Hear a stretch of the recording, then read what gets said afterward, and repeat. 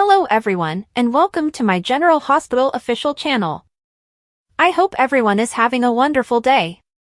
Before we begin, please hit the subscribe button and give this video a thumbs up. Joss solves a dispute between Gio and Trina, Violet gets into trouble at school, and Ava offers to assist Portia today on General Hospital.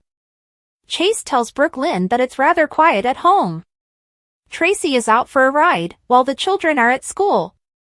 When Brooklyn receives a text from the school informing her that Violet is being sent home for picking a fight, the calm is disrupted. When they get Violet home, she tells them she attacked Garth because he's a cruel bully who lies. He called her dad an alcoholic, she claims. Violet claims she was telling her friends that her dad was at a special hospital, but Garth informed everyone that he was in rehab and a drinker. After she struck him, Garth doused her in grape juice, ruining her clothes. She told them the truth, and Chase appreciates that. Violet apologizes for hitting Garth and for her shirt. Brooklyn assures them that the stain will come off when they wash her garment. Violet needs to change, so they head upstairs. Brooklyn suggests Chase they should go see and talk to Garth's parents after she settles Violet. There will always be Garths in the world, according to Chase, and they need to educate Violet how to cope with them. Finn wouldn't want them to. Brooklyn concurs that Violet ought to be their primary concern and that this may be her scream for assistance. Violet apologizes to Chase for hitting Garth as she makes her way downstairs. While conversing with her, Brooklyn receives a call. Violet's guardian is to have an immediate conversation with the principal. Violet asks Chase if she will get into any problems in the meanwhile. Chase explains that there are repercussions for breaking the law. Rick searches the galleries for information about who at General Hospital could be willing to do whatever it takes to keep Heather imprisoned and interfere with the tests. Ava advises him against accusing anyone of tampering with the results because doing so will just cause General Hospital to file a lawsuit against him and prolong Heather's case. He wonders who at General Hospital she is guarding. Ava maintains that she is not defending anyone. This person must matter a lot to her since Rick won't force her to reveal the identity of the guilty individual, even though he now knows that she doesn't want him to know. Ava is concerned as he leaves, saying he'll have to find Heather another way to help. To visit Sonny, Lucky walks up at his office. Sonny feels his father would be pleased with him for what he's doing for Lulu as they embrace.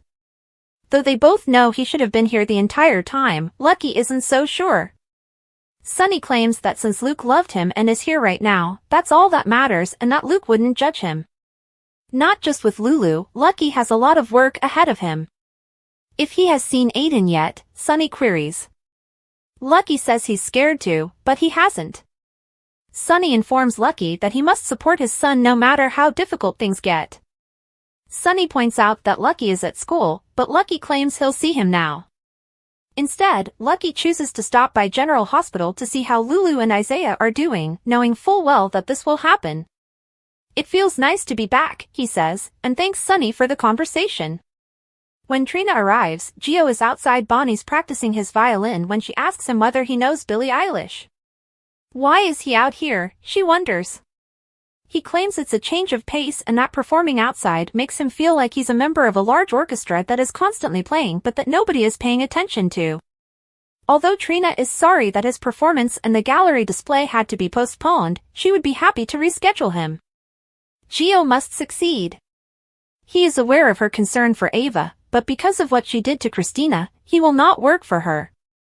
With a harsh demeanor, Trina declares that she will ask someone else and that she will never ask him to perform there again. She goes inside. While seated at the bar, Trina makes a few phone calls to inquire about an online advertisement she came across and to find out whether the products are still available. Joss asks Gio, who she runs into outside, if he wants to hang out with her and Trina inside. Since they disagree over Ava, he believes it to be a horrible idea. Gio follows Joss inside after receiving an order to follow her. When they get to Trina, Joss tells Gio and Trina that it is not worth losing a buddy because of Sonny and Ava's problems. She advises them not to allow Sonny and Ava's misfortune affect them personally, but to let them ruin their own. As they settle in, Trina advises Gio not to play at the gallery, but she also doesn't want him to believe that Ava shoved Christina. Gio promises to play the gig at the gallery for her and let the judge decide who is guilty. "Who says I haven't already found your replacement?" she replies. He's shocked, and Trina would be glad to get him back because she acknowledges the one she discovered is a little dubious. When Lucas gets home, Joss and Carly discuss Lulu. Carly hugs her brother and welcomes him home, and Joss also offers him a hug. Joss intends to see him shortly but has to meet with Trina first. As Carly and Lucas settle in, she inquires as to whether leaving Boston was difficult. He claims it wasn't because he missed his family and was constantly at work. Carly knows that being in Port Charles is difficult for him, but she's delighted he's back. He apologizes for leaving quickly after his mother's burial. Carly asks whether he's game for this since she simply wants him to be okay. He claims this position is the universe's way of telling him it's time to return home because he jumped at the chance to work at General Hospital again when he noticed the opening for a trauma surgeon. Lucas is excited to be Willie's uncle even if seeing him will be difficult. He has already emailed Michael and Willow. If he has seen Brad, Carly queries. Lucas has no intention of doing so. But he's curious about what's going on between her and Sonny. When she queries how he knows, Lucas replies that Joss told him. She told him about Christina and Ava as well. "Are you glad to be back yet?" Carly asks, jokingly pointing out that's another mess. She is not yet off the hook, even though Lucas won't push her on Sonny. She will have time to concentrate on her story while he visits the hospital and completes some paperwork. Ava visits General Hospital and has a conversation with Portia in her office. Ava informs Portia that of the 4 tests that Rick performed on Heather, only their lab's test revealed that Heather's cobalt levels remained constant.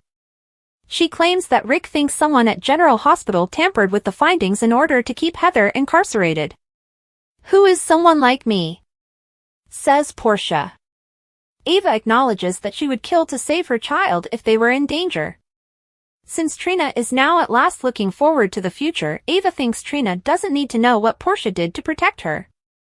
She wanted to shield her mother, but she doesn't need to witness her career take a nosedive. Portia asserts that she is ignorant about the subject at hand. Ava claims she needs her assistance because it took her 3 minutes to realize Portia had manipulated the findings. What is in it for Ava, wonders Portia. All Ava wants is to keep Trina safe.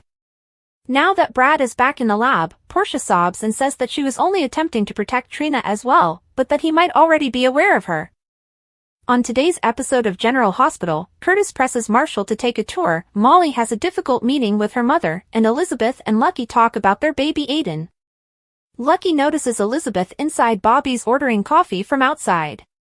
She is taken aback when she sees him approaching. They smile at each other and remember their first encounter. They embrace after Lucky assures her that she hasn't changed. She believes he's worn out. He likes the name of the place, so he's not just satisfied with that, he's also hungry.